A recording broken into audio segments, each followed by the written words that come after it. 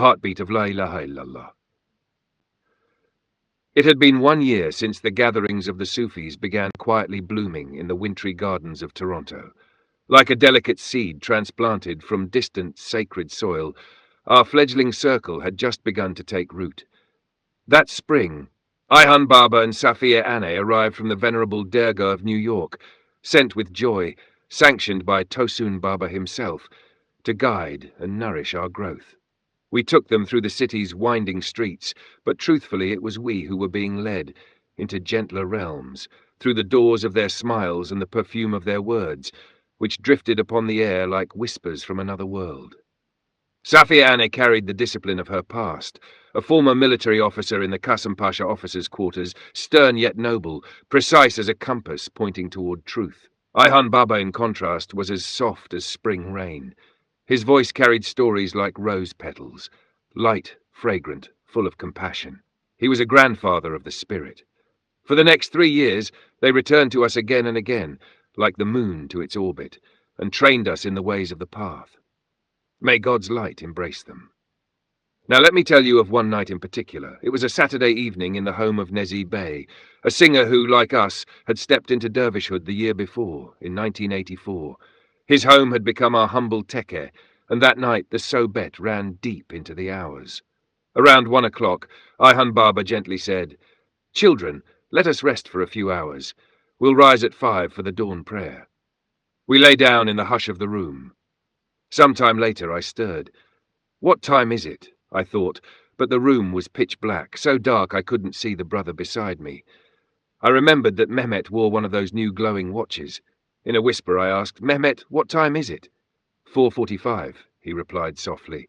"So shall we wake up slowly? Should we wake Ayhan Baba?" I murmured. Mehmet's reply was hushed, almost sacred. "Wallahi, Ayhan Baba rose an hour ago. He's been sitting in the corner doing his tasbihat." Subhanallah. I was stunned. But he lay down when we did. That must have been around 1:30. When did he sleep? When did he awaken? I whispered again, "Mehmet, please, turn on the light." When the room filled with soft glow, we gathered around Ayhan Baba. With gentle awe, I asked, "Baba Jim, you were already awake. You were in remembrance. Why didn't you wake us so we could join you?" He smiled, the kind of smile that reaches beyond skin and into the soul. "My son," he said, "your hearts were already reciting the remembrance of unity. The way you were saying, La ilaha illallah, was so beautiful that I chose not to interrupt. I simply sat and listened with joy. I didn't want to disturb your hearts." I was stunned. Yet, perhaps too clever for my own sincerity, I thought with my old bazaar mind, the one trained in Istanbul's Grand Bazaar. What a kind man Ayhan Baba is. So courteous, so holy, and now saying something so lovely to make us feel special. But really, we're just beginners pretending at being dervishes. Our hearts chanting? Surely not. Time passed.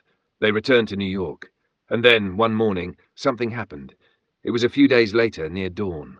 I was stirred awake, not by noise, but by a call from within. It was as if my heart itself whispered, "Rise, beloved, it's time for prayer." But what happened next? I can never forget. I heard it. My heart softly, rhythmically, beating La ilaha illallah, not metaphorically, but truly.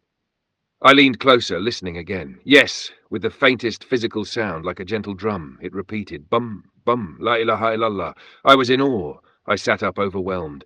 I made ablution, stood to pray with a joy unlike any other, and tears of gratitude welled up from the depths of my soul.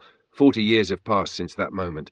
Never again have I heard that sacred rhythm, not in such clarity. But now, in 2025, I finally understand. Ayhan Baba was not merely flattering us. He saw what was real, what we, with our doubts, could not yet see. In our sincerity, in our naive surrender, the Lord of Beauty had already planted the seed of remembrance in our hearts, and just for a fleeting moment, he let it blossom aloud. Praise be to the one who bestows such gifts, silently, softly, and without condition.